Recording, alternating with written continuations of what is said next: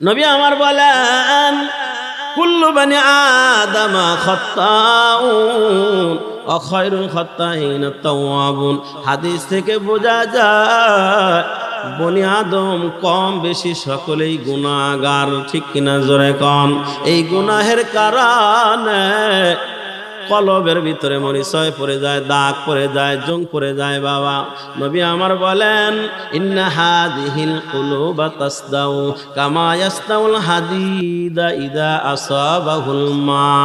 নবী আমার বলেন কলব সমূহর ভিতরে জং পড়ে যায়। উদাহরণ দিয়ে নবী বলেন যেমন লোহাতে পানি লাগলে লোহার ভিতরে মরিচয় লেগে যায়, জং পড়ে যায়। মানুষ গুনাহের কারণে কলবের ভিতরে ওইরকম ময়লা জমে যায়। সাহাবায়ে কেরাম জিজ্ঞেস করেন নবী ওমা জালা ও হায়া রাসূলুল্লাহ, বুঝতে পারলাম জং যদি লোহাতে জং পড়ে যায় কামারের কাছে নিয়ে গেলে আগুনে পুড়ায়া লোহার রাত দেয় ঘষে জংটা পরিষ্কার করে দেয়। ওগো নবী কিন্তু কলবের ভিতরে লোহার রাত মারা যায় না, এই কলবের ময়লা পরিষ্কার করব কেমনে?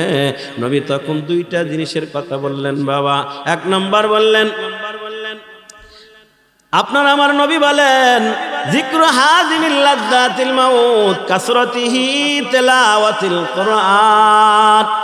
আপনার আমার পয়গম্বর বললেন, পয়গম্বরকে যখন জিজ্ঞাসা করা হলো ওমা জালা ওয়া ইয়া রাসূলুল্লাহ, নবী বললেন কাসরাতিহি যিকরিল মাউত, বেশি বেশি তোমরা মরণের কথা স্মরণ করো। কিসের কথা বাবা? মরণের কথা স্মরণ করলে দিল পরিষ্কার হয়। দুই নম্বর নবী বললেন ওয়া কাসরাতিহি তিলাওয়াতিল কোরআন, বেশি বেশি কোরআন তেলাওয়াতের মাধ্যমে অন্তরের ময়লা পরিষ্কার হয়, অন্তরটা একদম পরিষ্কার হয়ে যায়। কলব যদি সুন্দর হয় আমার বাবাজিরা ওই মানুষটা গুনাহ করতে পারে না। কলব যার যত সুন্দর হয় তার আচার ব্যবহার তত সুন্দর হয়। কলব যার যত সুন্দর লেনদেন তার তত সুন্দর। কলব যার যত সুন্দর আমল আখলাক তার তত সুন্দর হয়। নবী করিম সাল্লাল্লাহু আলাইহি ওয়াসাল্লাম বসে আছেন। ইমাম ফখরুদ্দিন রাজি রাহমাতুল্লাহ আলাইহি তিনি তার তাফসীরের কিতাবে বর্ণনা করেন নবী করিম সাল্লাল্লাহু আলাইহি ওয়াসাল্লাম বসা, জিবরাইল আমিন ফেরেশতা আসছেন, ফেরেশতার সাথে কথা বলতেছেন। এই মুহূর্তে নবীজির একজন সাহাবী হযরতে আবু যর গিফারি রাদিয়াল্লাহু তাআলা আনহু তিনি আসতেছিলেন। তিনি যখন সালাম দিয়ে নবীজির দরবারে ঢুকতেছিলেন, হযরতে জিবরাইল আমিন মহানবী সাল্লাল্লাহু আলাইহি ওয়াসাল্লামকে জিজ্ঞাসা করলেন ওগো নবী আপনার সাহাবী আবু যর আসতেছে। সুবহানাল্লাহ। নবী করিম সাল্লাল্লাহু আলাইহি ওয়াসাল্লাম জিজ্ঞেস করলেন ভাই জিবরাইল তুমি আমার সাহাবী আবু যরকে কেমনে চেনো? হযরতে জিবরাইল আলাইহিস সালাতু ওয়াস সালাম বলেন আপনার সাহাবী আবু যরকে শুধু আমি জিবরাইল একা চিনি না, আসমানের সমস্ত ফেরেশতারা তাকে চেনে। সুবহানাল্লাহ। নবী করিম সাল্লাল্লাহু আলাইহি ওয়াসাল্লাম বললেন যে আমার সাহাবী আবু যরকে আসমানের ফেরেশতারাও চেনে, আসমানে তাকে নিয়ে আলোচনা হয়। এর কারণ কি? কারণ হিসেবে কি আমল সে করে? জিবরাইল ফেরেশতা বললেন আপনার সাহাবীর মধ্যে দুইটা আমল আছে, যে এই দুই আমলের কারণে সে এত দামি হয়েছে যে আসমানের ফেরেশতারা আসমানে তাকে নিয়ে আলোচনা করে, আসমানের ফেরেশতারা তাকে চেনে। সুবহানাল্লাহ।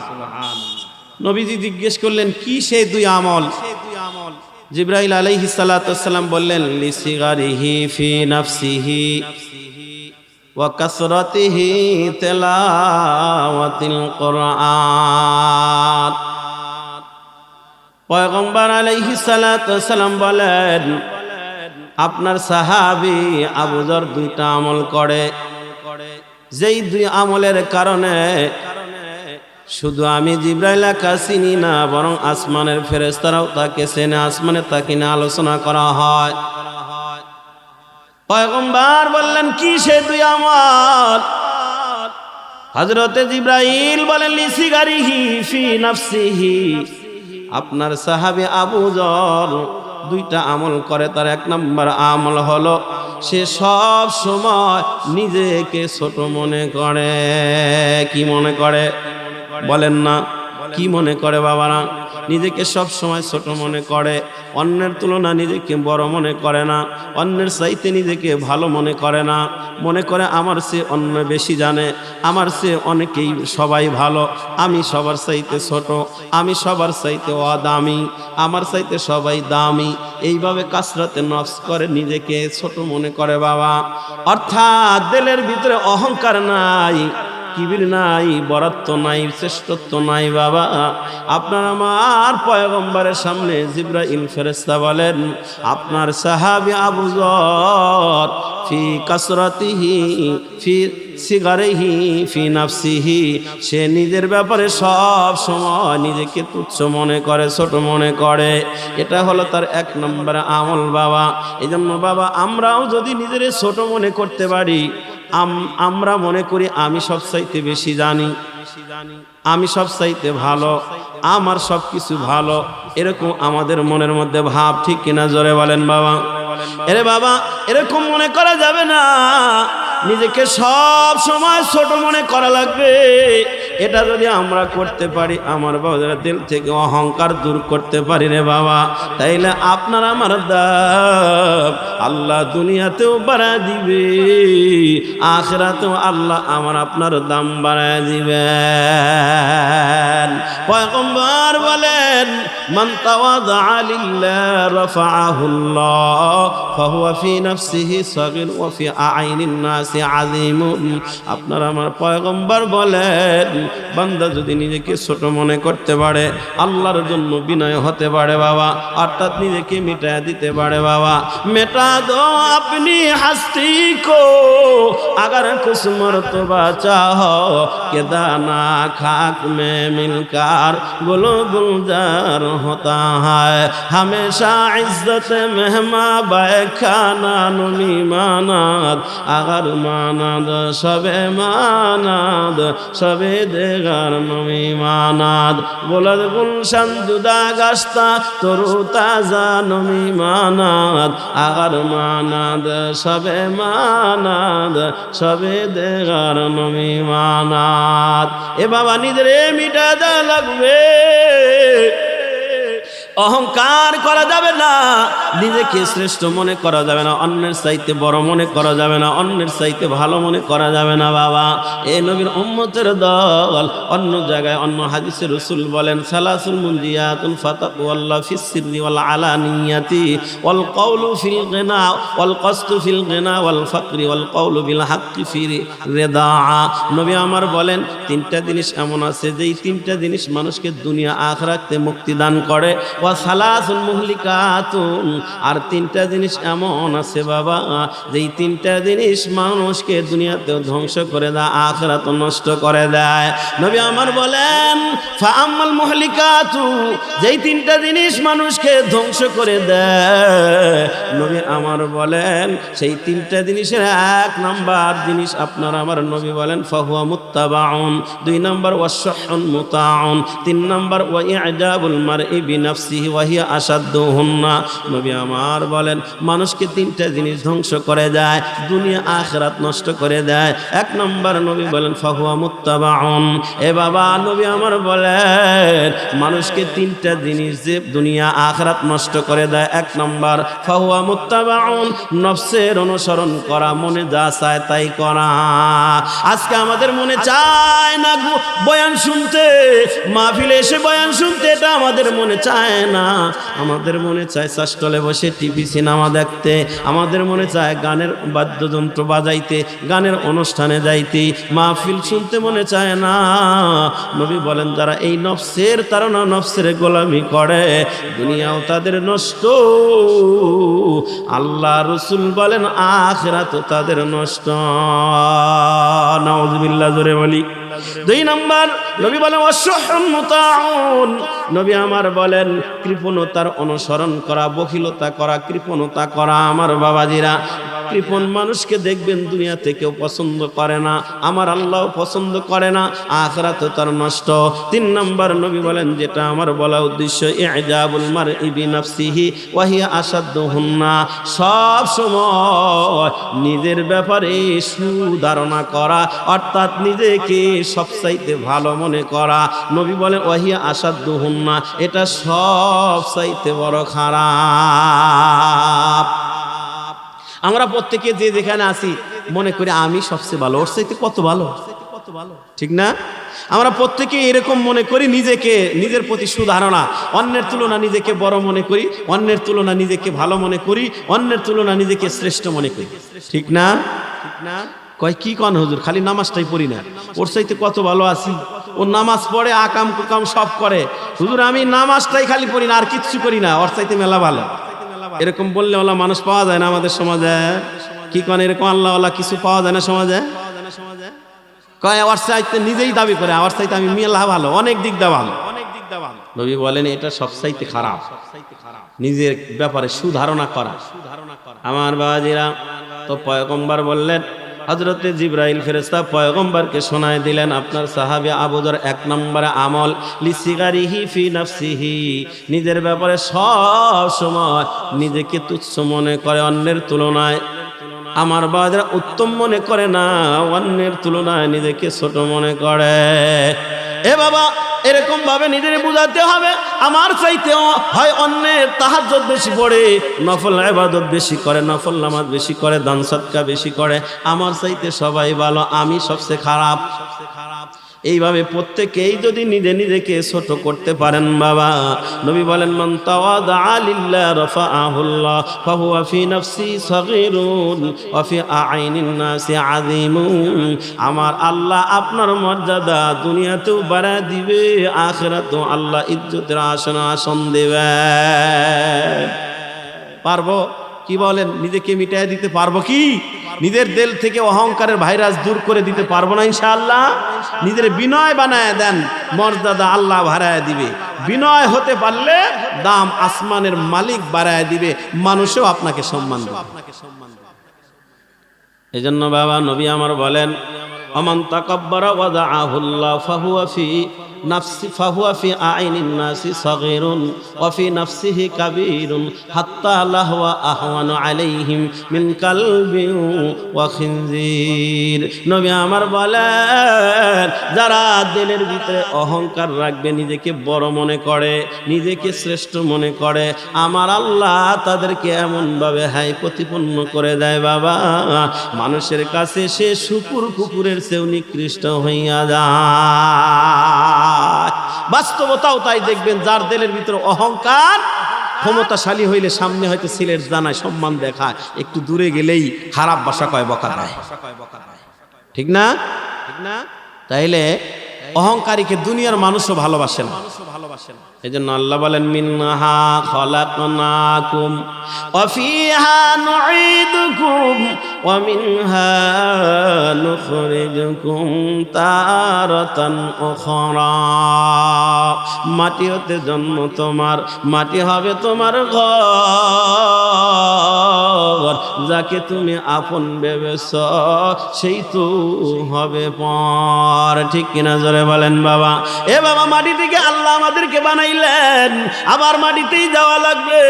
এই জন্য মাটির স্বভাব যদি আমরা আমাদের সিনার ভিতরে গ্রহণ করতে পারি বাবা, মাটির স্বভাব হলো, মাটিকে আপনি লাথি দেন, আঘাত করেন, মাটি কিচ্ছু কয় না, ধৈর্য ধারণ করে, কোদাল দিয়ে কুচা কুচা করেন, মাটি কিচ্ছু বলে না, ধৈর্য ধারণ করে। এই মাটির স্বভাব যদি আমি আপনার দিলের ভিতরে গ্রহণ করতে পারি বাবা, মাটি যেমন মাটির মানুষ, যেই মানুষটা সরল সোজা হয় আমরা বলি এই লোকটা মাটির মানুষ, ঠিক না? যে লোকটা সরল সোজা একদম সহজ সরল, তাকে দুনিয়ার মানুষও ভালোবাসে, আমার আল্লাহও ভালোবাসে। সুবহানাল্লাহ, জোরে বলি। বিনয় মানুষকে, সহজ সরল মানুষকে মানুষও ভালোবাসে, আল্লাহ ইজ্জত দান করে, এই জন্যই মানুষ ভালোবাসে। আসমানেও তাকে নিয়ে আলোচনা, এই জন্য নিজের মাটির মানুষ বানায় দিতে হবে, বিনয় ভাব দিলের ভিতরে আনতে হবে, অহংকারের ভাইরাস দিল থেকে দূর করে দিতে হবে। পারবো ইনশাআল্লাহ? এই ইনশাআল্লাহ কইলেই তো আর দূর করা যায় না, একটা অ্যান্টিবায়োটিক মেডিসিন দেই, রসুলের দেওয়া, দিল থেকে অহংকার বের করার এক নাম্বার একটা মেডিসিন ওষুধ নিয়ে যান। ক্বালান নবী সাল্লাল্লাহু আলাইহি ওয়াসাল্লাম আল বাদিউ বিসসালাম বারিউম মিন কিবর। আপনার আমার পয়গম্বর তিনি তার জবান দিয়ে ফরমান, এ নবীর উম্মত আমার বাবাজিরা খুব গভীর মনোযোগ, যেহেতু মানুষ অল্প এই জন্য কিছু আমলি কথা নবী আমার বলেন, যারা আগে আগে সালাম দেয় তাদের দিলটা অহংকার থেকে পাক হইয়া যায়। তাহলে আগে আগে কি দাও বাবা, বলেন না কি দেওয়া, একটু আবার বলেন না কি দেওয়া, আগে আগে সালাম দেওয়া। এ বাবা আগে আগে সালাম দিতে পারবো তো? যদি নিজে মনে করি আমি বক্তা সাহেব, কেন শ্রোতাদেরকে সালাম দেব, তারাই আমাকে দিবে? না না না, আপনি মসজিদের খতিব সাহেব, ইমাম সাহেব, আপনি মুসল্লিদেরকে আগে দেওয়ার চেষ্টা করবেন। আপনি মসজিদ মাদ্রাসার সভাপতি সেক্রেটারি, আপনি ইমাম মুয়াজ্জিন খাদেমকে আগে দেওয়ার চেষ্টা করবেন। এ বাবা আপনি গ্রামের মুরব্বী, আপনি গ্রামের মাতব্বরি করেন, আপনি সাধারণ প্রজাদেরকে আগে আগে সালাম দেওয়ার চেষ্টা করবেন। আপনি নেতা মানুষ, আপনার কর্মীদেরকে আগে আগে সালাম দেওয়ার চেষ্টা করেন। আপনি পিতা আপনার সন্তানকে আগে সালাম দেওয়ার চেষ্টা করেন। একটা না 3 দিন যদি আগে সন্তানকে আপনি সালাম দেন, দেখবেন 3 দিন পর থেকে আপনার সন্তান আপনাকে আগে আগে সালাম দেওয়ার জন্য 10 হাত দূর থেকে প্রস্তুতি নিয়ে থাকবি। ঠিক কিনা কর? জীবনে ছেলের সালাম দিলেন না, এই জন্য ছেলে ওই মার্কা হয়েছে, জীবনে আপনারও দেয় না। আছে না নাই? নিজের বাবাকে সালাম দিতে শরম পাই, লজ্জা করে, সালাম দিতে পারি না। বাবা যে ছেলের দিয়ে কোনোদিন শিখায় নাই, এই জন্য আপনার ছেলেকে আপনি 3 দিন আগে খালি সালাম দেন, দেখবেন ছেলে দূর থেকেই আপনাকে সালাম দেওয়ার জন্য প্রস্তুতি গ্রহণ করো। ঠিক কিনা বলেন? কিন্তু আমরা আমাদের চাইতে বয়সী ছোট, সালাম দিতে পারি না, দিলের মধ্যে কেমন যেন লাগে। আমরা শিক্ষক ছাত্রকে সালাম দিতে পারি না, দিলের মধ্যে কেমন যেন লাগে। আমরা মুরব্বী ইয়াংদেরকে সালাম দিতে পারি না, দিলের মধ্যে কেমন যেন লাগে। আমি দোকানের মালিক দোকানের কর্মচারীকে আগে সালাম দিতে পারি না, দিলের মধ্যে কেমন যেন করে। এই কেমন যেন করে, কেমন যেন লাগে, এটাই ভাইরাস। নবী বলে এটাই দূর করার মেডিসিন, আগে সালাম দাও। কথা কি বুঝাইতে পারলাম? আপনি দোকানের মালিক, কর্মচারী রাখছেন 5টা, আগে সালাম দিতে দিলের মধ্যে বাজে, এই বাজাটাই তো অহংকারের ভাইরাস। নবী বলে আগে সালাম দাও, এটার থেকে পাক হও। কি বলেন, পারবো? নিজের চাইতে বয়সে ছোট, নিজের ছাত্র, এদেরকে আমরা সালাম দিতে পারি না। সমবয়স্ক ক্লাসমেট, এদেরকে সালাম দিতে পারি না, কেমন যেন লাগে। ভাই কেমন যেন লাগে, এইটাই ভাইরাস, এটাই দূর করার জন্য আগে সালাম। আর আগে সালাম দিলে আর একটা লাভ, মুসলিম শরীফের হাদিস, ক্বালান নবী সাল্লাল্লাহু আলাইহি ওয়াসাল্লাম ইন্না আওলান নাসি বিল্লাহ মান বাদাহুম বিসালাম। আপনার আমার পয়গম্বর তিনি তার পুত পবিত্র জবান দিয়ে বলেন, বাবা যারা আগে আগে সালাম দেয়, খেয়াল করেন, যারা আগে আগে সালাম দেয় দিলটা অহংকার থেকে পাক হয়। 1 নাম্বার ফজিলত। 2 নাম্বার ফায়দা, নবী বলেন ইন্না আওলান নাসি বিল্লাহ মান বাদাহুম বিসালাম। যারা আগে আগে সালাম দেয়, নবী বলেন তারা আল্লাহ পাকের প্রিয় পাত্র হয়ে যায়। সুবহানাল্লাহ। এ বাবা আপনি যদি ইমাম সাহেব যদি আল্লাহর প্রিয় হতে চান, মুসল্লিদেরকে আগে আগে সালাম দেন। আপনি মসজিদ মাদ্রাসার সভাপতি সেক্রেটারি ক্যাশিয়ার, আল্লাহর প্রিয় হতে চাইলে আলেমদেরকে আগে আগে সালাম দেন। আপনি নেতা মানুষ, আপনি যদি আল্লাহর প্রিয় হতে চান, আপনার কর্মীদেরকে আগে আগে সালাম দেন। এ বাবা আপনি মাতব্বর সমাজ পরিচালনা করেন, যদি আল্লাহর প্রিয় হতে চান, আপনার সমাজীদেরকে আগে আগে সালাম দেন। এক কথায় যে কেউ অহংকার থেকে পাক হইতে চাইলে আগে আগে সালাম, আল্লাহর কাছে প্রিয় হতে চাইলে আগে আগে সালাম। পারবো ইনশাল্লাহ? এ ভাই সালামের আমলটাও যদি আমরা শুরু করে দেই, তাহলে আপনার সংসার থেকে শুরু করে একদম আন্তর্জাতিক জীবন পর্যন্ত সব জায়গায় অশান্তি দূর হয়ে যাবে ইনশাআল্লাহ। কারণ আমি যখন সালাম দিলাম আসসালামু আলাইকুম ওয়া রাহমাতুল্লাহি ওয়া বারাকাতুহু, দোয়া করলাম আল্লাহ আমার ভাইয়ের প্রতি শান্তি রহমত বরকত নাজিল করো। আপনি যখন জবাব দিলেন, আপনিও আমার জন্য দোয়া করলেন আল্লাহ আমার এই ভাইয়ের উপরে শান্তি রহমত বরকত নাজিল করো। তো আপনি আমার জন্য শান্তি রহমত বরকতের দোয়া করলেন, আমি আপনার জন্য শান্তি রহমত বরকতের দোয়া করলাম। এক কথা আপনি আমার কল্যাণ চাইলেন, আমি আপনার কল্যাণ চাইলাম। এই 2 কল্যাণের মাঝে কি অশান্তি থাকতে পারে? অকল্যাণ থাকতে পারে কি? পারে না। এই জন্য আমি প্রত্যেকেই যদি প্রত্যেকের কল্যাণ কামনা করি, যারা যেই সমাজের মানুষ একে অপরের অপরের কল্যাণ কামনা করবে, ওই সমাজের ভিতরে অকল্যাণ থাকতেই পারে না। ঠিক কিনা জোরে বলেন? এই জন্য আমরা সালামের আমলটাও যদি শুরু করে দেই, ইনশাআল্লাহ সংসার থেকে শুরু করে সব জায়গায় অশান্তি দূর হবে। পারবো ইনশাআল্লাহ? স্ত্রীকে সালাম দিতে পারবো তো? কি বলেন, স্ত্রীকে সালাম দিতে পারবো না ইনশাআল্লাহ? অনেকেই কিন্তু আছেন এমন যে হুজুর বিয়ে করছি 30 বছরে একদিনও সালাম দেই নাই হুজুর। নাই এরকম? আল্লাহওয়ালা কিছু নাই এরকম? ভাই সালাম দেন, সালাম দিলে এখান থেকে বরকত শুরু হবে। এটা আমার কথা না, নবীজি তার প্রিয় আদরের সাহাবী আনাস রাদিয়াল্লাহু তাআলা আনহুকে ডাইকে বলতেছেন, যে আনাস রাসূলের 10 বছরের খাদেম ছিলেন, আনাসকে ডাইকে বলে, ইয়া বুনাইয়া ইদা দাখালতা আলা আহলিকা ফাসাল্লিম এখন বারাকাতান আলাইকা ওয়া আলা আহলি বাইতিক। আল্লাহ রাসূল তার প্রিয় সাহাবী আনাসকে ডাক দেয়া বলে, এরে আনাস, যখন তুমি তোমার পরিবারের কাছে যাও সালাম দাও, সালাম দিলে তোমার জন্য হবে বরকত, তোমার পরিবারের জন্য হবে বরকত। সালাম দেব তো ইনশাআল্লাহ, আল্লাহ তৌফিক দান করে। সকলে বলে আমিন। বাবাদের বলতেছিলাম, নিজেকে মিটায় দেওয়া লাগবে, দিল থেকে অহংকার দূর করে দেওয়া লাগবে। বাবা নিজেকে মিটায় দিতে পারলে, বিনয় হতে পারলে, বাবা তাইলে মর্যাদা আল্লাহ দুনিয়াতেও বাড়ায় দিবে, আখিরাতেও বাড়ায় দিবি। পয়গম্বরকে হযরত জিবরাইল বলেন, আপনার সাহাবী আবু যর 2টা আমল করে। 1 নম্বর, সে লিসিগারিহি ফি নাফসিহি, সে সব সময় নিজেকে ছোট মনে করে। বাবা বড় মনে করা যাবে না। হাদিসে কুদসি শোনায়, আপনার আমার নবী বলেন, আল্লাহ ইয়াকুলুল্লাহু তাআলা, আল্লাহ বলেছেন, আল কিবরিয়া উরিদাই ওয়াল আযমাতু ইজারি ফামান নাযানি ওয়াহিদাম মিনহুমা আদখালতুহুন নারা। আল্লাহ পাক বলেন, কোন বান্দা খবরদার ভালো করে শুনে নেন বাবা, আল্লাহ বলেন অহংকার হলো আমি আল্লাহর চাদর, আর শ্রেষ্ঠত্ব হলো আমি আল্লাহর পোশাক। তোমরা যদি কেউ অহংকার করো, নিজের শ্রেষ্ঠ মনে করো, তাইলে শুনে নাও, আল্লাহ বলেন সেদিন আমার চাদর আর পোশাক নিয়ে টানাটানি করলা। ফামান নাযানি ওয়াহিদাম মিনহুম আদখালতুহুন নার ওয়া ফি রিওয়ায়াতিন ফাযাবতুহু ফিন নার। আল্লাহ বলেন আমি আল্লাহ তাদেরকে সোজা জাহান্নামে ফেলব। জোরে বলি নাউযুবিল্লাহ। তাহলে অহংকারের শেষ পরিণতি কোথায় যাওয়া লাগবে? জাহান্নাম। কোথায় যাওয়া লাগবে? জাহান্নাম। আল্লাহ আমাকে আপনাদের সব ভাইকে অহংকার মুক্ত জীবন যাপন করার তৌফিক দান করেন। সকলে বলে আমিন।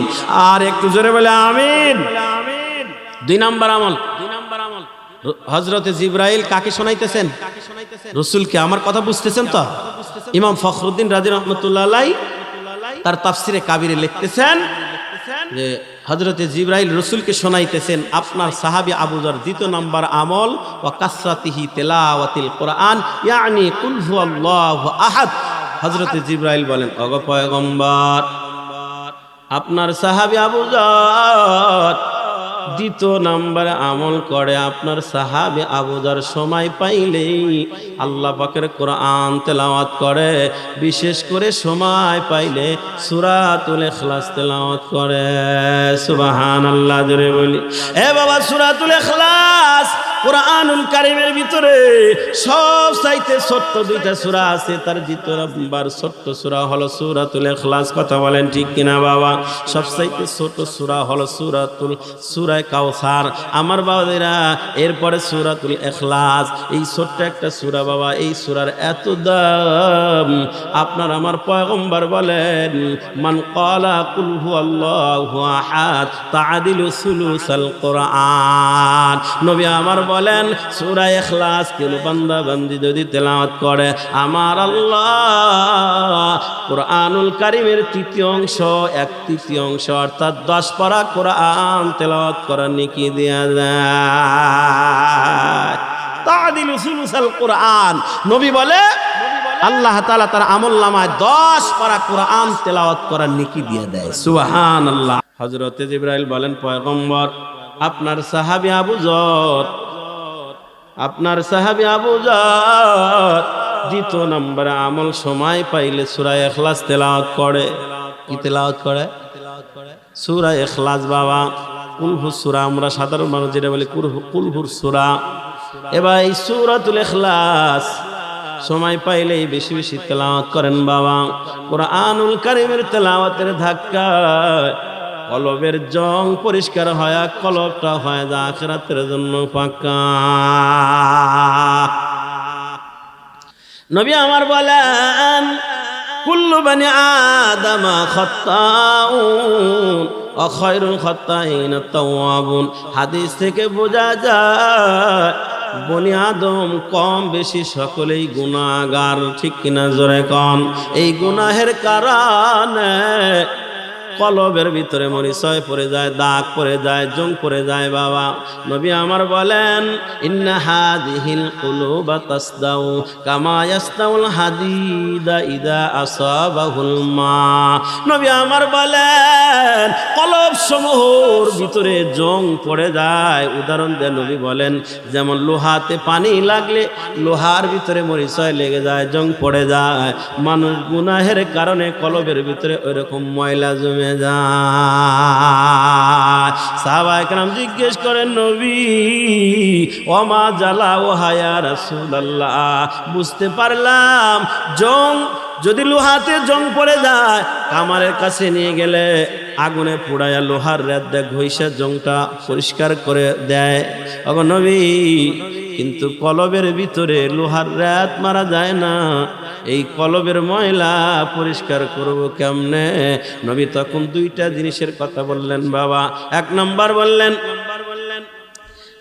আপনার আমার নবী বলেন, যিকরু হাযিমিল লাযযাতিল মাউত কাসরাতিহি তিলাওয়াতিল কুরআন।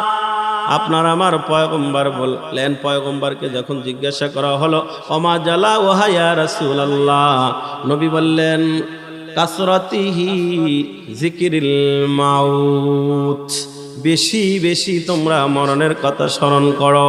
কিসের কথা বাবা? মরণের কথা স্মরণ করলে দিল পরিষ্কার হয়। দুই নম্বর নবী বললেন ওয়া কাসরাতিহি তিলাওয়াতিল কুরআন, বেশি বেশি কোরআন তেলাওয়াতের মাধ্যমে অন্তরের ময়লা পরিষ্কার হয়, অন্তরটা একদম পরিষ্কার হয়ে যায়। কলব যদি সুন্দর হয়, আমার বাবাজিরা, ওই মানুষটা গুনাহ করতে পারে না। কলব যার যত সুন্দর হয়, তার আচার ব্যবহার তত সুন্দর হয়। কলব যার যত সুন্দর, লেনদেন তার তত সুন্দর। কলব যার যত সুন্দর, আমল আখলাক তার তত সুন্দর হয়। এই জন্য আমাদের কলব সুন্দর করা দরকার আছে না নাই? বলেন, কলব সুন্দর করার দুইটা মেডিসিন নিয়ে যান বাবা। বেশি বেশি মরণের কথা স্মরণ করবেন, এরপরে বেশি থেকে বেশি কোরআন তেলাওয়াত। বলবেন, হুজুর আমরা কোরআন তেলাওয়াত জানি না।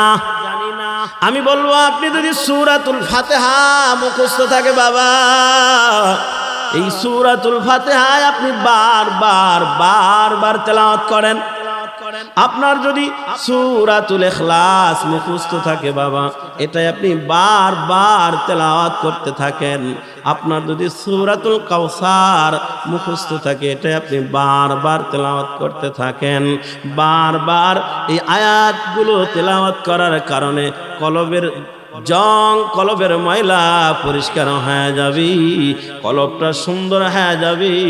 যেই কলবটা আমার আল্লাহ দেখতে চায়। নবী আমার বলেন, ইন্নাল্লাহা লা ইয়ানজুরু ইলা সুআরিকুম ওয়া আমওয়ালিকুম ওয়ালাকিন ইয়ানজুরু ইলা কুলুবিকুম ওয়া আ'মালিকুম।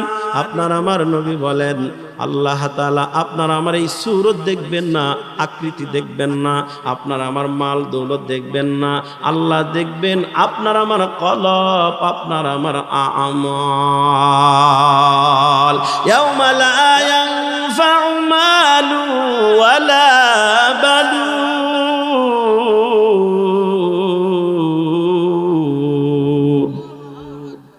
ইল্লা মান আতাল্লাহা বিকলবিন সালিম।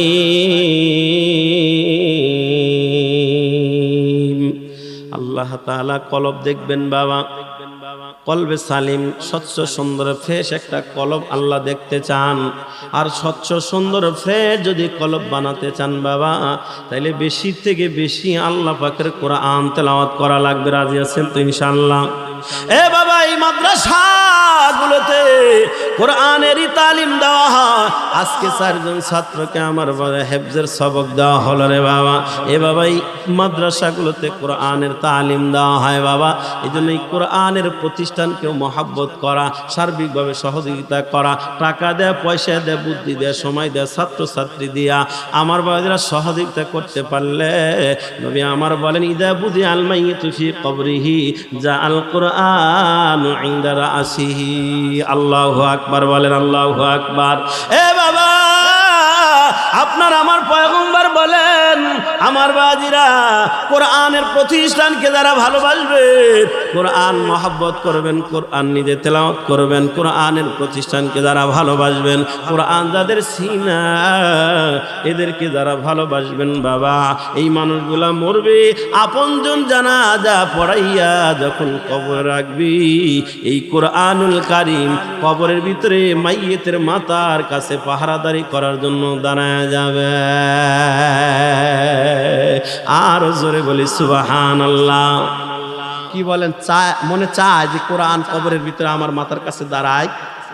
এটা চায়, মনে চায়?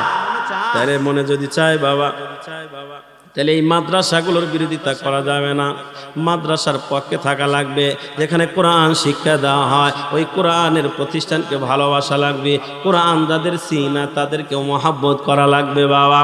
এরে নবীর উম্মতের দল, আপনার বাড়ির ছোট ছোট বাচ্চা কাচ্চা যারা আছে, তাদেরকে ওই মাদ্রাসাগুলোতে, আমার বাড়ির নুরানি মাদ্রাসাগুলোতে কমপক্ষে 3-4 বছর পড়ান রে বাবা।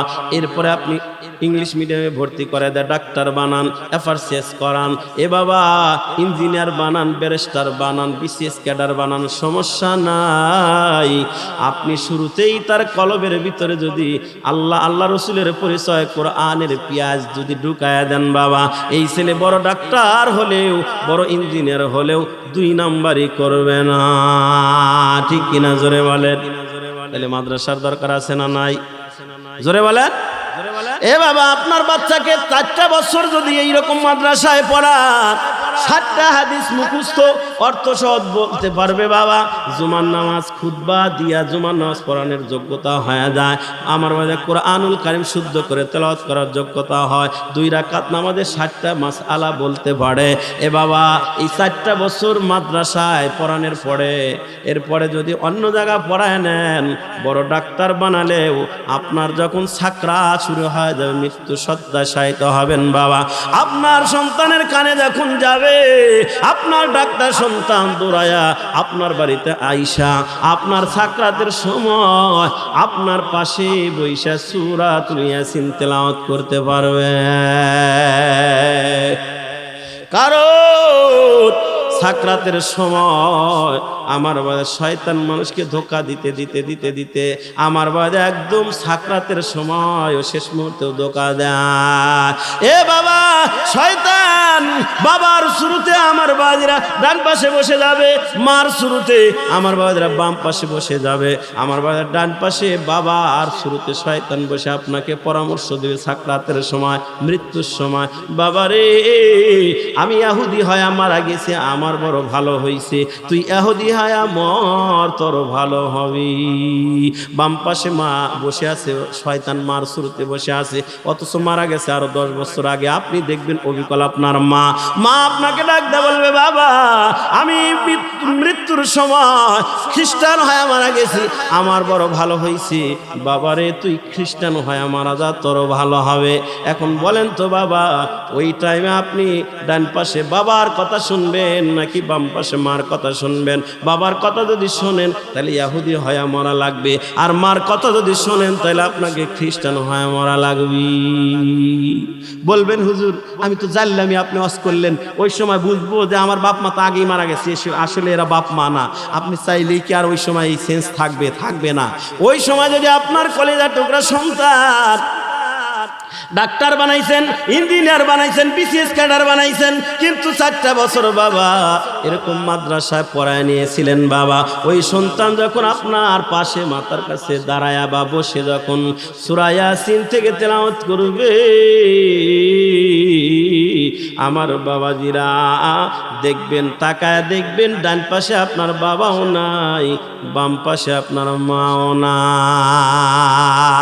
তখন আপনার কানে আওয়াজ আসবে, ওই যে আমার সন্তান আব্দুর রহমান ডাক্তার, ওই যে আমার কলিজার টুকরা সন্তান ইঞ্জিনিয়ার আব্দুর রহমান, ওই যে সূরা ইয়াসিন থেকে তেলাওয়াত করতেছে।